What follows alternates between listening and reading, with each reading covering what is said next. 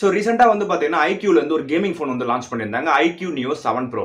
So இது உண்மையிலேயே வந்து கேமிங்லாம் வந்து நல்லா இருக்குமா, இதில் வேற என்ன விஷயம்லாம் வந்து பெட்டராக கொடுத்துருக்காங்க, வேற என்ன விஷயம்லாம் வந்து நெகட்டிவாக கொடுத்துருக்காங்க அப்படின்ற எல்லா விஷயத்தையுமே இந்த வீடியோவில் வந்து பார்க்க போகிறோம். ஸோ வீடியோ ஸ்கிப் பண்ணாமல் கடைசி வரைக்கும் பாருங்க.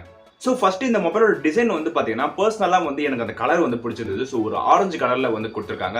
ரீசெண்டாக வந்து பார்த்தீங்கன்னா ஆப்பிள் அல்ட்ரா ப்ரோவோட அந்த ஆரஞ்சு கலர் ஸ்டாப் வந்து பார்த்துட்டு கிட்டத்தட்ட சேம் கலர் அதே மாதிரி வந்து கொடுத்துருக்காங்க.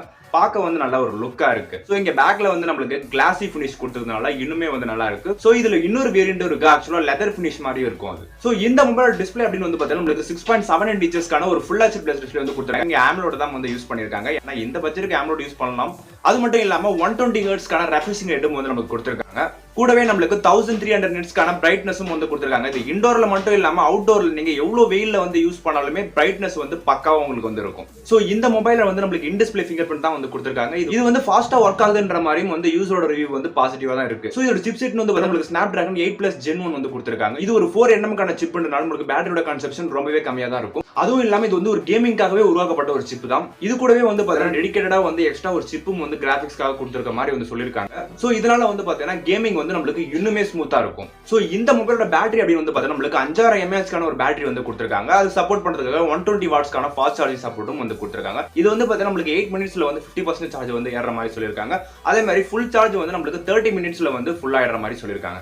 இந்த போன்ல வந்து நம்மளுக்கு ஒரு ட்ரிபிள் கேமரா செட்டப்பும் வந்து கொடுத்திருக்காங்க. அதாவது 50 மெகாபிக்சலான பிரைமரி சென்சார் வந்து கொடுத்திருக்காங்க, 8 மெகாபிக்சலான வைட் ஆங்கிள் வந்து கொடுத்திருக்காங்க, 2 மெகாபிக்சலான மேக்ரோ வந்து கொடுத்திருக்காங்க. இதுல மேக்ரோ பத்தி பேசுறதுக்கு வந்து பெருசா எதுவும் இல்ல. சோ 2 மெகாபிக்சலான மேக்ரோன்றது உங்களுக்கே வந்து எப்படி இருக்கு அப்படின்னு தெரியும். ஸோ 8 மெகாபிக்சலான வைட் ஆங்கிள்ன்றது பெட்டரான ஒரு விஷயம். மற்ற மொபைல்லாம் வந்து பார்த்தீங்கன்னா நம்மளுக்கு 8 மெகாபிக்சல் வந்து கொடுக்காம 2 மெகாபிக்சலான மேக்ரோ டெப்த் அப்படின்னு வந்து கொடுத்துருவாங்க. ஸோ இந்த மொபைலில் வந்து 8 மெகாபிக்சலான வைட் ஆங்கிள் கொடுக்கறதுனால ஒரு பெட்டரான விஷயம் சொல்லலாம். அதுக்கப்புறம் 50 மெகாபிக்சலான பிரைமரி சென்சார் வந்து கொடுத்துருக்காங்க. ஸோ இதை யூஸ் பண்ணி நம்ம 4Kல 30 FPS வரைக்கும் வீடியோ எடுத்துக்க முடியும். அப்படியே இங்க செல்ஃபி அப்படின்னு வந்து பார்த்தீங்கன்னா ஒரு 16 மெகாபிக்சலான செல்ஃபி கேமரா வந்து கொடுத்துருக்காங்க. அதை யூஸ் பண்ணி நம்ம 1080pல 30 FPS வரைக்கும் வீடியோ எடுத்துக்க முடியும். ஸோ இங்க கேமராஸ் வந்து பார்த்தீங்கன்னா பெருசா வந்து எதுவும் பண்ணல. ஸோ நீங்க இந்த கேமராக்காக தான் இந்த போன் வந்து வாங்குறீங்க அப்படின்னா கண்டிப்பா இந்த போனை வாங்க வேணாம் தான் நான் சொல்லுவேன். இந்த மொபைலோட OS அப்படின்னு வந்து பார்த்தீங்கன்னா FunTouch 13 Android 13 வருது.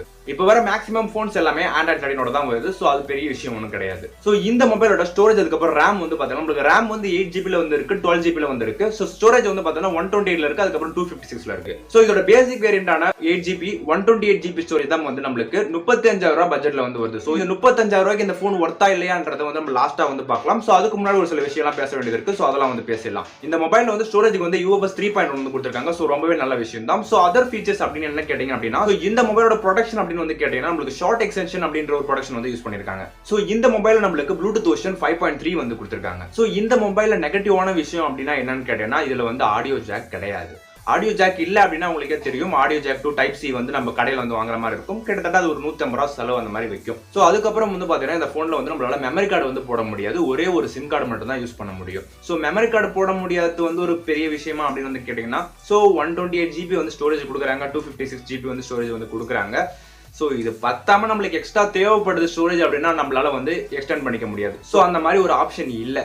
ஸோ அதுக்கப்புறம் இந்த ஃபோனில் வந்து பார்த்தீங்கன்னா NFC சப்போர்ட்டும் வந்து நம்மளுக்கு கொடுக்கல. ஸோ இப்போ வர எல்லா ஃபோன்ஸ்லையுமே வந்து NFC சப்போர்ட் வந்து கொடுத்துட்டு இருக்காங்க. பட் இந்த ஃபோனில் வந்து NFC சப்போர்ட் இல்லைன்றது வந்து பெரிய விஷயம் தான். ஏன்னா 35,000 பட்ஜெட்டுக்கு வந்து ஒரு NFC கூட கொடுக்கலன்றது வந்து ஒரு நெகட்டிவான விஷயம் தான். ஸோ அதுக்கப்புறம் மேஜரான நெகட்டிவ் பாயிண்ட் என்ன அப்படின்னா இதில் வந்து டைப் சி 2.0 தான் வந்து கொடுத்துருக்காங்க. இப்போ வர மேக்ஸிமம் ஃபோன்ஸ்ல எல்லாத்துலையுமே வந்து நம்மளுக்கு 3.0 வந்து கொடுக்குறாங்க.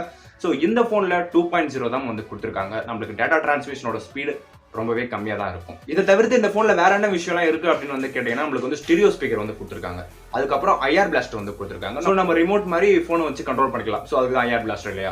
அதுக்கப்புறம் இந்த போன்ல வந்து பாத்தீங்கன்னா நம்மளுக்கு 2 இயர்ஸ்க்கான சாஃப்ட்வேர் அப்டேட்டும் வந்து கொடுக்குறாங்க, 3 இயர்ஸ்க்கான செக்யூரிட்டி அப்டேட்டும் வந்து கொடுக்குறாங்க. மற்ற போன்ஸ் எல்லாம் வந்து பாத்தீங்கன்னா 3 இயர்ஸ்க்கான சாஃப்ட்வேர் அப்டேட் வந்து கொடுக்குறாங்க, 4 இயர்ஸ்க்கான செக்யூரிட்டி அப்டேட் வந்து கொடுக்குறாங்க. ஸோ இந்த போன்ல மற்ற போன் நம்ம கம்பேர் பண்ணக்குள்ள சாஃப்ட்வேர் அப்டேட் நம்மளுக்கு 2 வருஷம் மட்டும் தான் கிடைக்கும். ஸோ இப்போ ஃபைனலா இந்த 35,000 பட்ஜெட்டுக்கு வந்து இந்த போன் ஒர்த்தா இல்லையா அப்படின்னு வந்து கேட்டீங்கன்னா நீங்க கேமிங்காக கண்டிப்பா வாங்குறீங்க அப்படின்னா கண்டிப்பா இந்த போன் உங்களுக்கு ஒர்த்தா தான் இருக்கும். ஏன்னா வந்து நம்மளுக்கு Snapdragon 8+ Gen 1 வந்து கொடுத்துருக்காங்க, ஒரு 4nm கான ப்ராசஸர் வந்து கொடுத்துருக்காங்க. ஸோ கேமிங் அப்படின்னு பார்க்கக்குள்ள பக்காவான போனா இருக்கும். ஏன்னா 120 Hz கான ரெஃப்ரெஷிங் ரேட்டும் வந்து கொடுக்குறாங்க, பெரிய டிஸ்பிளேயும் வந்து உங்களுக்கு கொடுக்குறாங்க. ஸோ மற்றபடி வந்து பாத்தீங்க அப்படின்னா ஒரு கேமராஸா இருக்கட்டும், மற்றபடி இந்த ஆடியோ ஜாக் கட் பண்ணிருக்காங்க, NFC கொடுக்கல, மைக்ரோ SD கார்டு போட முடியாது, இந்த மாதிரி ஏகப்பட்ட பிரச்சனை இருக்கு. நீங்க ஒரு கேமிங்க்கு ஒரு நல்ல போன் தேடுறீங்க அப்படின்னா பெஸ்ட் ஆப்ஷன் நிறைய வந்திருக்கு. இப்போ வந்து நத்திங் கூட எனக்கு தெரிஞ்சு பெட்டரா தோணுது. பட் இந்த போனை நீங்க ஒரு கேமிங்காகவும் இதோட டிசைனுக்காகவும் வந்து சூஸ் பண்றீங்கன்னா கண்டிப்பா வந்து நல்லா இருக்கும். ஏன்னா வந்து நம்மளுக்கு ஸோ கேமிங் கேமிங்கோட பெர்ஃபார்மன்ஸ்லாம் உங்களுக்கு நல்லா பூஸ்ட் பண்ணி கொடுக்கும். ஸோ கேமிங் விளையாட எக்ஸ்பீரியன்ஸ் ரொம்பவே நல்லா இருக்கும். ஸோ இந்த போன்ல பெஸ்டா உள்ளது அப்படின்னு வந்து பாத்தீங்கன்னா நல்ல ப்ராசஸர் வந்து கொடுத்துருக்காங்க, டிஸ்பிளே வந்து கொடுத்துருக்காங்க, 120 ஹெர்ட்ஸ்க்கான ரெஃப்ரெஷிங் ரேட் வந்து கொடுத்துருக்காங்க, ஃபாஸ்ட் சார்ஜிங் சப்போர்ட் வந்து கொடுத்துருக்காங்க.